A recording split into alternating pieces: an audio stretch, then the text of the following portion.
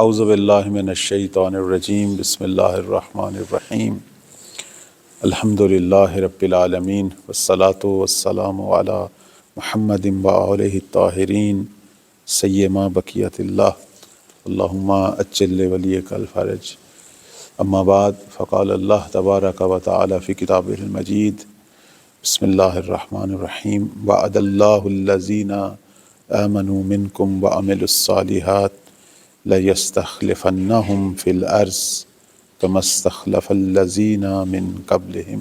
صلوات پڑھیں بار محمد و آل محمد اللہم صلی علی محمد و آل محمد۔ قرآن مجید میں ویسے تو بہت ساری آیات ہیں جو امام زمانہ علیہ السلام کے موضوع پر نازل ہوئی ہیں، جنہیں ہم کہتے ہیں آیات مہدویت۔ ہمارے علماء کرام جو اس موضوع پہ کام کر رہے ہیں ان کے مطابق 300 سے زیادہ آیات ہیں کہ جو آیات مہدویت کہلاتی ہیں۔ آیات مہدویت کیا ہیں؟ کہ جن کے اندر امام زمان علیہ السلام کا کسی بھی عنوان سے تذکرہ ہے، ان کی صفات کا تذکرہ ہے، ان کی علامات کا تذکرہ ہے، زمانہ ظہور کا تذکرہ ہے، ان کے ناصرین کا تذکرہ ہے، زمانہ غیبت کی مشکلات کا تذکرہ ہے۔ قرآن مجید میں یہ موضوع بیان ہوا ہے، اور ویسے جو کچھ میں نے اس موضوع پہ مطالعہ کیا ہے، سب سے زیادہ آیات جو ہیں وہ امام مہدی علیہ السلام کے موضوع پر ہیں، کیونکہ اصلی اسلام کا زمانہ تو اس وقت شروع ہوگا کہ جب امام مہدی علیہ السلام کی حکومت شروع ہوگی۔ اس وقت پوری دنیا مسلمان ہوگی، پوری زمین پر سوائے اسلام کے کوئی اور دین نظر نہیں آئے گا۔ جیسے کہ امام جعفر صادق علیہ السلام فرماتے ہیں کہ دنیا کا کوئی ایسا گوشہ نہیں ہوگا کہ جہاں آذان کی صدا بلند نہ ہو، یعنی ہر جگہ پہ اشہد ان لا الہ الا اللہ، اشہد ان محمد رسول اللہ کی آوازیں بلند ہوں گی، اور ہر جگہ پہ پرچم اسلام لہرائے گا، اور قرآن جو ہے وہ حقیقی معنوں میں اس زمانے میں نافذ ہوگا۔ اس لیے امام مہدی علیہ السلام کی حکومت کو حکومت قرآن بھی کہتے ہیں۔ تو ویسے تو بہت ساری آیات ہیں، لیکن آج جو آیہ مجیدہ آپ کی خدمت میں تلاوت کی، سورہ نور کی 55 نمبر آیا ہے، بہت ہی خوبصورت آیت ہے، اور اس کے اندر عصر ظہور دکھایا گیا ہے، یعنی پروردگار نے اپنے علم غیب سے عصر ظہور کی طرف اشارہ کیا ہے، اور ساتھ ساتھ ان لوگوں کی طرف اشارہ کیا ہے کہ جن کی وجہ سے ظہور ہونا ہے۔ یعنی اس سے پتہ چلتا ہے کہ ہم کون سے کام کریں گے تو ظہور ہوگا۔ یعنی ایک قسم سے یہ آیا جو ہے وہ ہمیں امام زمان علیہ السلام کی تیاری کا بھی حکم دے رہی ہے، اور اس تیاری کے نتیجے میں جب مولا کا ظہور ہوگا اور وہ جو حکومت الہیہ بپا ہوگی پوری زمین پر، اس کے اندر کیا ہوگا اس کی طرف بھی اشارہ کر رہی ہے۔ اب آپ غور فرمائیں، یہاں سے آیہ مجیدہ شروع ہوتی ہے کہ پروردگار فرما رہا ہے کہ وعد اللہ الذین آمنوا منکم وعملوا الصالحات، اللہ تعالیٰ کا وعدہ ہے آپ میں سے ان لوگوں سے کہ جو صاحبان ایمان ہیں اور عمل صالح انجام دے رہے ہیں۔ یعنی امت اسلام میں سے ایک گروہ جو تیار ہوگا، اور ان کی نشانی کیا ہے؟ صاحبان ایمان ہیں اور صاحبان عمل صالح ہیں۔ بس ایمان اور عمل صالح دونوں ہوں گے تو پھر پروردگار کا جو وعدہ ہے، یعنی وعدہ ظہور، وہ پورا ہوگا۔ اللہ تعالیٰ کا یہ وعدہ، اس وعدہ سے ہمارے مفسرین جو ہیں وہ یہ نقطہ نکالتے ہیں کہ پس امام مہدی علیہ السلام کا ظہور حتمی ہے، چونکہ اللہ نے اسے بھی عنوان وعدہ ذکر کیا ہے۔ وعد اللہ الذین آمنوا منکم، اللہ تعالیٰ کا تم مسلمانوں میں سے ان لوگوں سے وعدہ ہے کہ جو صاحبان ایمان ہیں، یعنی دین پر ہمارے جو اصول دین ہیں، توحید ہے، جیسے نبوت ہے، امامت، قیامت، اسی طرح پروردگار کی صفات حسنہ، اسماء حسنہ، اسی طرح دین کے دیگر جتنے بھی مفاہیم ہیں ان پر ایمان رکھتے ہیں اور اعمال صالح انجام دیتے ہیں۔ خدا کا کیا وعدہ ہے ان سے؟ اب میں آگے جو ہے وہ صرف آیت کا ترجمہ کروں گا۔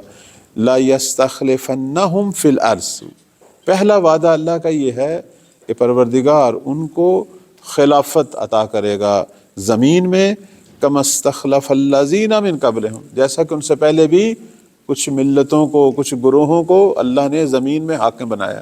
یعنی پہلا وعدہ اللہ کا ان مومنین سے کہ جو عمل صالح کر رہے ہیں، یہ ہے کہ خدا انہیں زمین پر خلافت عطا کرے گا، زمین کا حاکم بنائے گا۔ قرآن مجید میں جہاں بھی امام زمان علیہ السلام کے بارے میں آیت آئی ہے وہاں زمین کی بات ہوئی ہے۔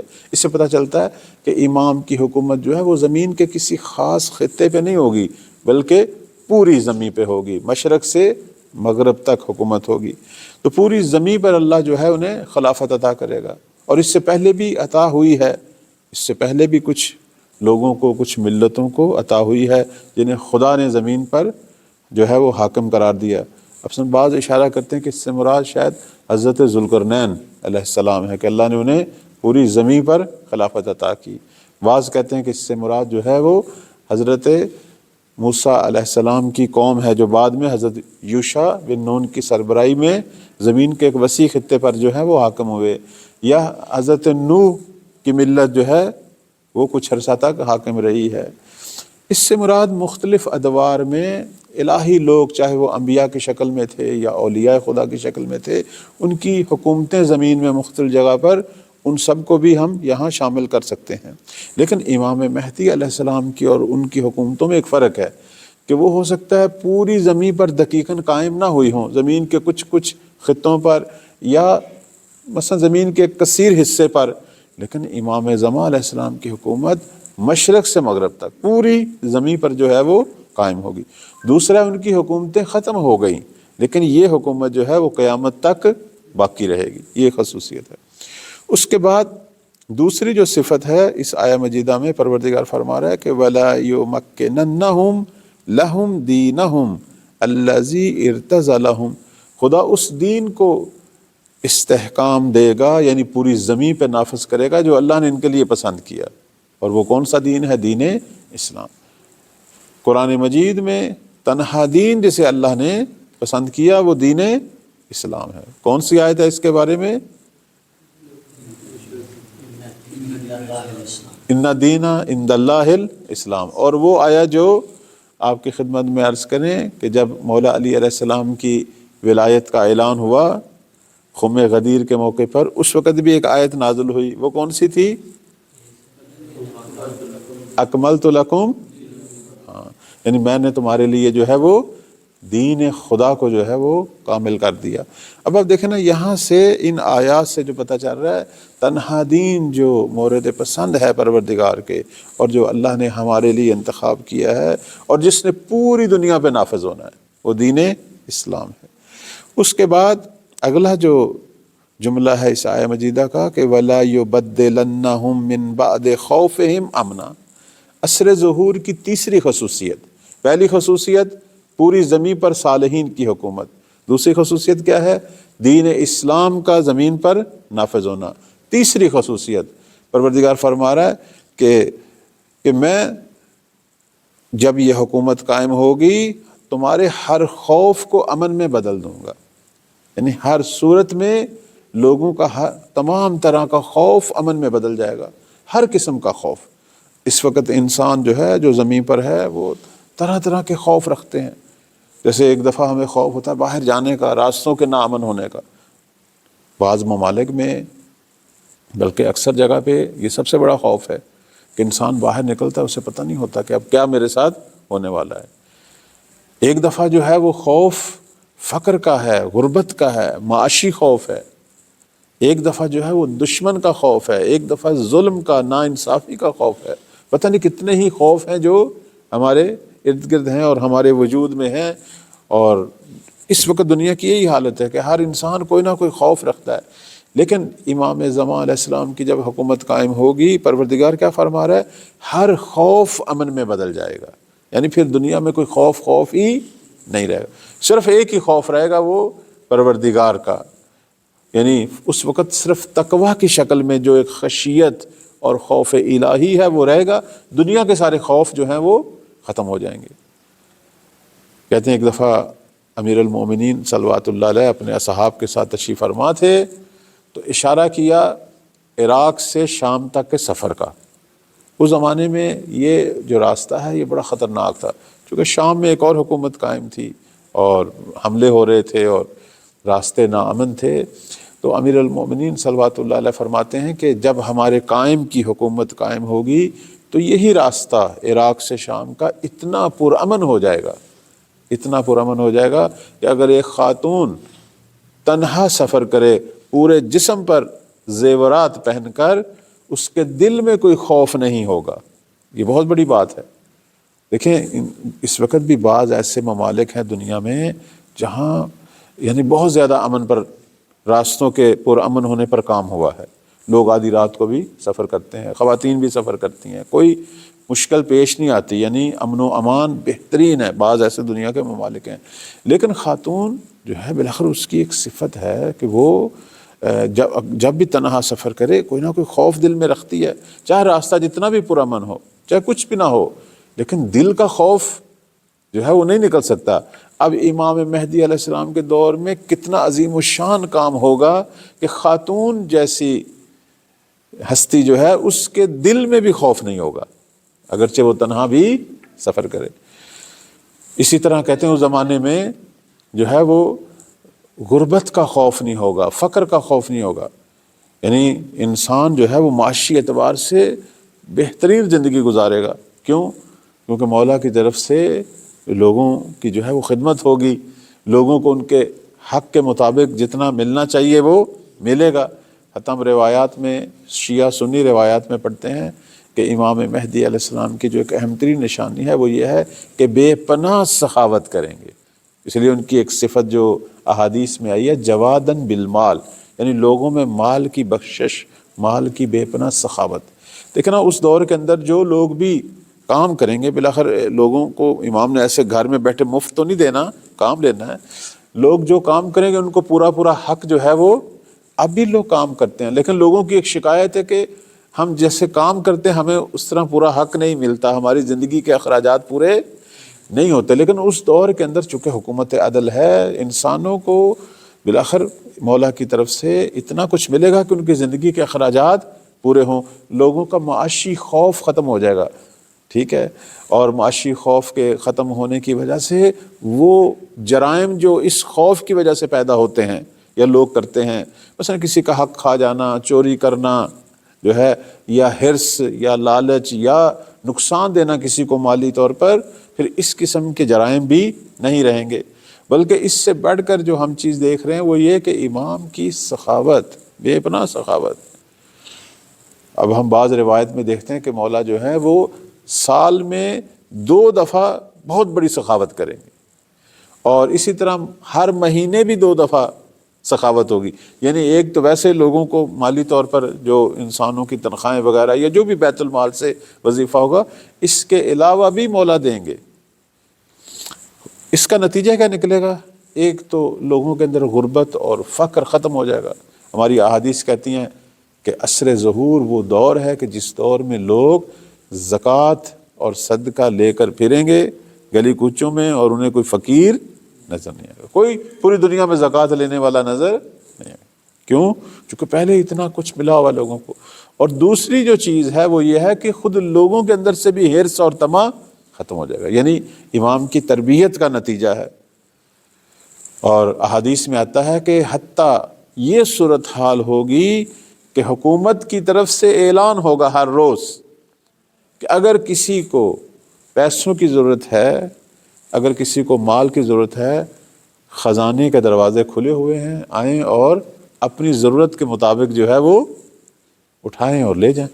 یعنی پوری دنیا میں اعلان ہوگا۔ یہ حدیث ہے، روایت ہے چھٹے مولا امام جعفر صادق علیہ السلام کی، کہ منادی ندا دے گا کہ ہے کسی کو ضرورت، آئے اور لے جائے۔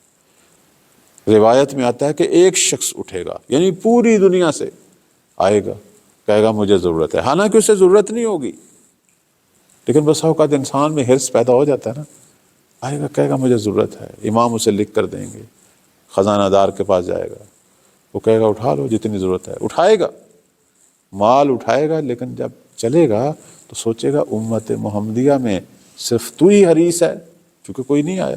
اصل میں کسی کو آنے کی ضرورت نہیں سی، پہلے ہی ان کو وافر انداز میں ملا ہوگا۔ سوچے گا تو ہی امت محمدی میں حریص ہے، پھر آئے گا مولا کے پاس واپس کرنے کے لیے۔ اب میں اسے سمجھتا ہوں یہ امام زماں کی حکومت کی کامیابی ہے۔ جب اعلان ہوا اول تو کوئی آیا ہی نہیں، کیونکہ سب کو ملا ہوا تھا، تربیت بھی ہوئی تھی، یعنی لوگوں کے اندر سے حرص اور لالچ بھی، یہ کامیابی ہے۔ اور دوسری جو چیز، اب اگر کسی نے کوتاہی کر لی ہے تو اس کا پشیمان ہونا بھی اس حکومت کی کامیابی ہے۔ اتنا فرہنگی کام ہے، اتنا اصلاحی کام ہے۔ بس اوقات ایک ملک کے اندر اقتصادی کام ہوا ہوتا ہے بڑا، لیکن لوگوں کا حرص ختم۔ لیکن اگر ساتھ تعلیم و تربیت پہ بھی حکومت کام کرے، اقتصادی کام کے ساتھ ساتھ، پھر وہ حکومت کامیاب ہوتی ہے کہ لوگوں کے اندر وہ بری صفات بھی ختم ہو نا، لوگوں کی تہذیب بھی ہو۔ یہ آج کل سب سے بڑا عالمی مسئلہ ہے۔ بعض حکومتیں اتنا مادی کام کر رہی ہیں لیکن کلچر پہ کوئی کام نہیں ہو رہا، تعلیم و تربیت پہ کوئی کام نہیں ہو رہا۔ نتیجہ تھوڑا سا مسئلہ خراب ہوتا ہے، اسی جگہ پہ ہم دیکھتے ہیں کہ بظاہر پرامن رہنے والے لوگ ایک دم بھیڑیے بن جاتے ہیں، درندے بن جاتے ہیں۔ اب ہمارے بعض لوگ سمجھتے ہیں مثلا یورپ جو ہے وہ بہت اچھا ہے امن کے اعتبار سے، ہاں اچھا ہے، ظاہر اچھا ہے، لیکن اب وہیں کوئی مسئلہ بنتا ہے، آپ نہیں دیکھ رہے، لوٹ مار شروع ہو جاتی ہے۔ وہاں بڑے بڑے پلازا لوٹنے شروع کر دیتے ہیں، شاپنگ جو ہال ہیں وہ لوٹنے شروع ہو جاتے ہیں، دکانیں لوٹنی شروع ہو جاتی ہیں۔ کیا حالت بن جاتی ہے؟ کیوں؟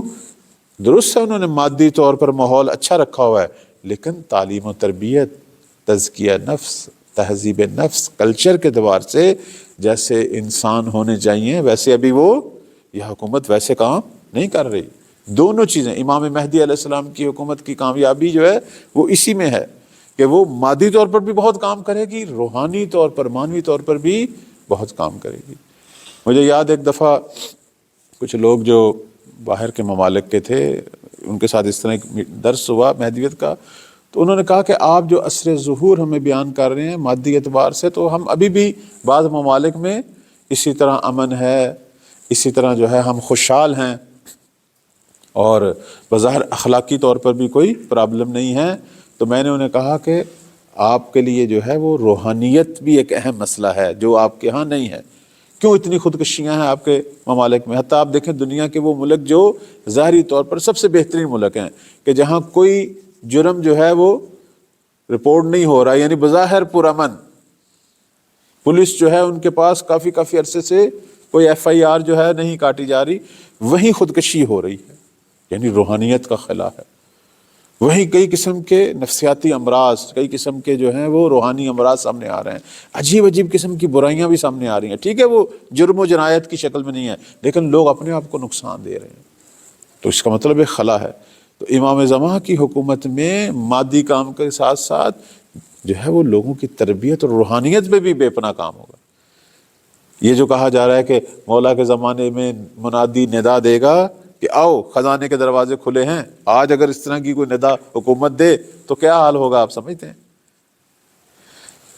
لیکن اگر تھوڑا سا بھی روحانی کام ہو تو بڑا فرق پڑ جاتا ہے۔ میں اس کی ایک چھوٹی سی بلکہ 2 مثالیں آپ کی خدمت میں دیتا ہوں۔ ایک مثال جو ہے اوائل انقلاب اسلامی میں، یہاں کچھ لوگ جو انقلابی لوگ تھے انہوں نے ٹیسٹ کرنے کے لیے کہ دیکھتے ہیں کہ لوگ روحانی طور پر کتنا جو ہے وہ سلجھے ہوئے ہیں یا پرورش پائی ہوئی ہے، انہوں نے چیک کرنے کے لیے کسی ایک شہر کے میدان میں صبح پیسوں کی بھری ہوئی بوری رکھ دی۔ ٹھیک ہے کہ ہم دیکھتے ہیں لوگوں کا رد عمل کیا ہے۔ اچھا، صبح جیسے لوگ اٹھتے ہیں اور اپنے کاموں کی طرف، اب شہر کے چوک میں بوری بڑی پڑی ہے پیسوں کی۔ اب انہوں نے 3 طرح کے رد عمل دیکھے۔ ایک تو یہ دیکھا، کچھ لوگ آئے، انہوں نے بوری کی طرف دیکھا، کھول پیسے ہیں، سارے پیسے ہی نظر آ رہے ہیں، چپ کر کے چلے گئے۔ کچھ جو ہے انہوں نے پیسوں کو اٹھایا پھر وہیں رکھ کے چلے گئے۔ کچھ جو ہے انہوں نے تھوڑے سے پیسے گن کر جو ہے اپنی جیب میں ڈالے اور چلے گئے۔ وہ شام تک بوری پڑی رہی، یعنی اس سے تھوڑے سے پیسے نکلے۔ اب انہوں نے یہاں سے اندازہ لگایا کہ وہ جو شروع میں لوگوں نے دیکھا اور چلے گئے، کچھ لوگوں نے دیکھا اور چلے گئے، یعنی کچھ آئے اور چلے گئے، یعنی انہوں نے جو ہے وہ اتنا تربیت یافتہ تھے وہ کہ انہوں نے اصلا کوئی اس کی اعتنا نہیں کی، پرواہ نہیں کی، پتہ نہیں کس کا مال ہے، اور چاہے ان کو ضرورت تھی یا نہیں تھی، اس حد تک کہتے ہیں انسان اس مقام پہ ہونا چاہیے۔ مجھے یاد ہے میں اوائل میں جب یہاں آیا تھا، لوگ اتنا پرواہ کرتے تھے ایک دوسرے کی چیزوں کا، ایک پینسل پڑی ہوئی ہے، پیسے پڑے ہوئے ہیں، ایسا کوئی کسی کی چیز اٹھاتا نہیں تھا، اگر زمین پہ پڑے ہوئے سائڈ پہ رکھ دیتے تھے۔ حتیٰ ہم دکانوں پر چھوٹی چھوٹی چٹیں لگی ہوئی، کاغذ کے ٹکڑے لگے ہوئے دیکھتے تھے کہ کسی کے پیسے ملے ہیں، کسی کا سونا کی کوئی چیز، کسی کی سونے کی کوئی چیز ملی ہے، اگر کسی کی ہے تو آئے نشانی بتائے اور لے جائے۔ لیکن اب وہ چیزیں نظر نہیں آ رہی۔ ایک دوسرے کے مال کی بڑی پرواہ ہوتی تھی، حتیٰ کوئی ایک دوسرے کی جوتی پر جوتی نہیں رکھتا تھا، ایک دوسرے کی چیز اٹھاتے وقت باقاعدہ اجازت لی جاتی تھی اور اتنی ہی استعمال ہوتی تھی جتنی اس کی اجازت ہے، پھر اسے واپس کی جاتی تھی۔ اس مسئلے میں بڑی ٹینشن لی جاتی تھی کہ کسی کی چیز لیا اسے ٹائم پہ واپس۔ اچھا، دوسرے وہ لوگ جو آئے اور انہوں نے اٹھایا اور رکھ دیا، اب انہوں نے یہاں یہ اندازہ لگایا کہ اس کو ضرورت تھی، اس نے ایک دفعہ اٹھایا لیکن پھر کہا کہ بالاخر مال غیر ہے، میں کیوں اسے استعمال کروں؟ اپنی روحانی پاکیزگی کی وجہ سے اس خواہش کو دبا لیا۔ یہ بھی ایک جہاد تھا۔ وہ جس نے اٹھایا ہے اس کو بھی دیکھیں، وہ پوری بوری اٹھا کے نہیں لے گیا، اس نے گن کر کچھ پیسے اٹھائے ہیں۔ یعنی کیا مطلب کہ جتنی میری ضرورت ہے اور اس کا کوئی اسے حال نظر، یعنی مجبوراً، جیسے عقل میتا نہیں ہوتا، اضطراری حالت میں جیسے کہتے ہیں کہ مردار بھی کھانا، اس نے بھی در حد ضرورت اٹھایا ہے۔ یعنی یہ جو تین رد عمل تھے، یہ ایک اسلامی انقلابی معاشرے کی کامیابی تھی کہ ایک فقیہ کی حکومت قائم ہونے پر اگر لوگوں کی تربیت کے یہ پہلو نظر آ سکتے ہیں تو جب ایک امام کی حکومت قائم ہوگی اس وقت دنیا کی عالم میں ہوگی۔ تو یہ کامیابی تھی۔ بلکہ میں دوسرا جو واقعہ آپ اہل علم حضرات کے لیے سنانا چاہتا ہوں، ہمارے ایک بڑے اچھے دوست ہیں، ابھی بھی ہیں، وہ بتاتے ہیں کہ میں حوزہ علمیہ بناب میں پڑھا ہوں، ایک شہر ہے ایران کا بناب، وہاں ایک بڑا مشہور مدرسہ ہے جسے حوزہ علمیہ بناب کہتے ہیں، اور ایت اللہ بنابی معروف تھے، اب میرا خیال وفات پا چکے ہیں، کبھی کبھی یہاں آتے تھے لوگ بڑی ان کی زیارت کے لیے۔ انہوں نے ایک اتنا اچھا ماحول اپنے حوزے میں تربیت کا بنایا ہوا تھا، اس کی مثال جو ہے وہ آپ کے سامنے یہ پیش کروں گا۔ وہ انہوں نے کہا ہے کہ جب بھی ہمارے ہاں امتحان ہوتے ہیں سال پورا ہونے کے بعد، جیسے سالانہ امتحان ہوتے ہیں یا ٹرمی امتحان ہوتے ہیں، کہتے ہیں یہ واحد مدرسہ ہے، واحد حوزہ ہے کہ جب امتحان کے لیے طالب علم وہاں جمع ہوتے ہیں ان کے اوپر کوئی ممتحن کھڑا نہیں ہوتا، کوئی ممتحن نہیں، حتیٰ وہ کتابیں ساتھ لے کے بیٹھے ہوتے ہیں لیکن کوئی بھی کتاب سے نہیں دیکھ رہا ہوتا، چونکہ ان کی تربیت اس نہج پہ ہوئی ہے کہ آپ پر پروردگار اور امام زمان ناظر ہیں۔ بس طالب علم کو ایسا ہی ہونا چاہیے، عالم دین کو ایسا ہی ہونا چاہیے، بلکہ ہر مومن کو ایسا ہونا چاہیے۔